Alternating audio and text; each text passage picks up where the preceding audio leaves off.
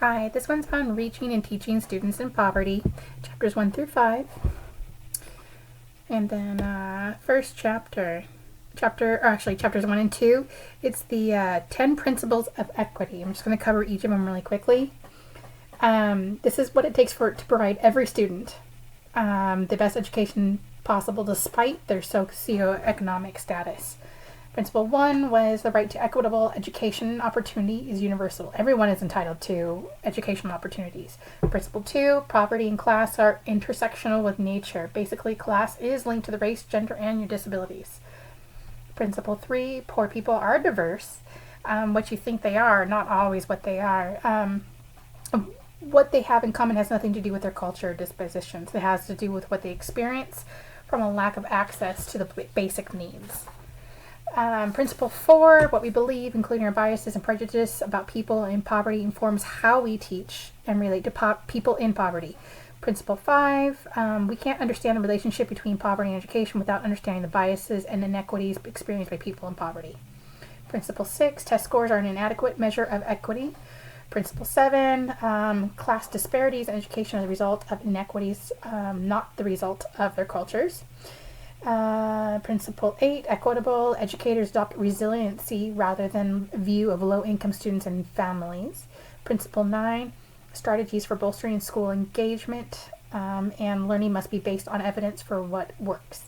Principle 10, the inalienable right to equitable educational opportunity includes the right to high expectations, higher order pedagogies, and engaging curricula. So those are the basic principles that are in the book as far as what it's going to take to give everyone the same and best education possible.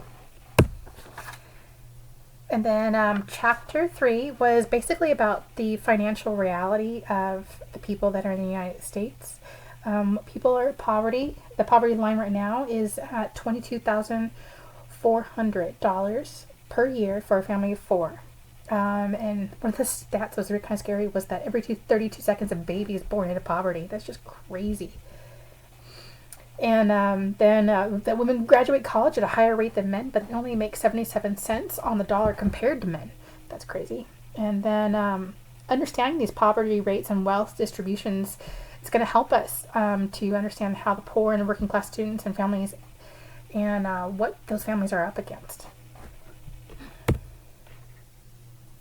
Chapter 4, stereotypes of families in poverty and education.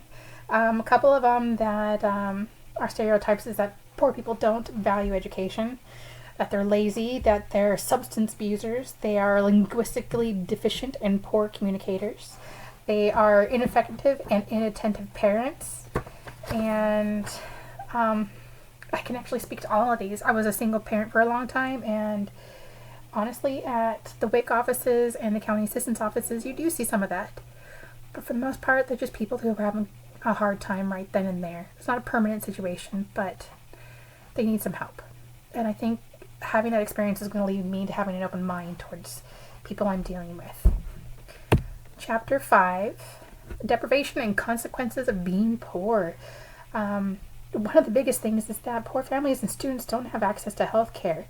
One of the things of that is that they're not able to take care of their mental and emotional health as well as the physical. So kids can be suffering in a variety of ways, but they can't get the help that they need because they're poor, which is really a stupid excuse for not taking care of each other. In addition to that, they don't have access to quality housing, and the work environments that a lot of these people are forced to work in exploit the fact that they're poor and have no other options. So they don't always have the best living and working conditions either, which makes them more susceptible to health problems, mental, physical, and emotional. And there are less enriching activities for the poor. You do see a lot of them that are engaged in sports, but usually it's as a spectator, not engaged. And that's about it. I'm out of time.